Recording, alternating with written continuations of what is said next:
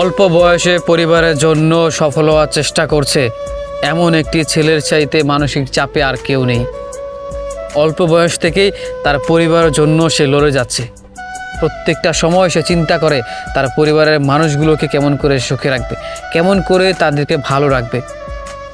এমন চিন্তা যেই ছেলেটা করছে একমাত্র সেই ছেলেটাই জানে তার ভিতরের অবস্থাটা কেমন। আসলে ভাই থেকে সে হাসলেও ভিতর থেকে সে প্রতিনিয়ত ভেঙে যাচ্ছে। সে তার ভিতরের কষ্টটাকে চাপা দিয়ে রাখছে, অথচ কেউ সেটা বোঝার চেষ্টাই করেনি।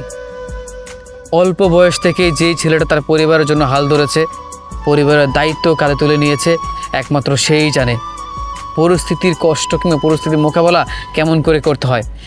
একটা ছেলে তখনই বুঝে পরিবারের দায়িত্ব কী, যখন তার ঘাড়ে এসে বসে তখনই বোঝে।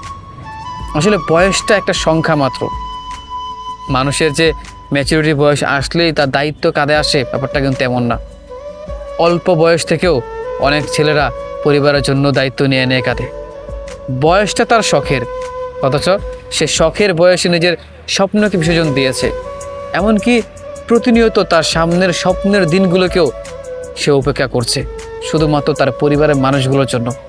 অল্প বয়স থেকেই যেই ছেলেটা তার পরিবারের কথা চিন্তা করে, তার পরিবারের মানুষগুলোকে ভালো রাখার চেষ্টা করে, তাদের সুখের কথা চিন্তা করে নিজের স্বপ্ন বিসর্জন দিয়েছে, তার এই কষ্টের কখনো ব্যাখ্যা সে করতে পারবে না। ভিতরে ভিতরে তার কতটা কষ্ট হয়, কতটা যন্ত্রণা, কতটা আবেগ, কতটা স্বপ্ন বিসর্জন দিয়ে এই সব কিছু মাটি চাপা দিয়ে সে সহ্য করে নিয়েছে, একমাত্র সেই জানে।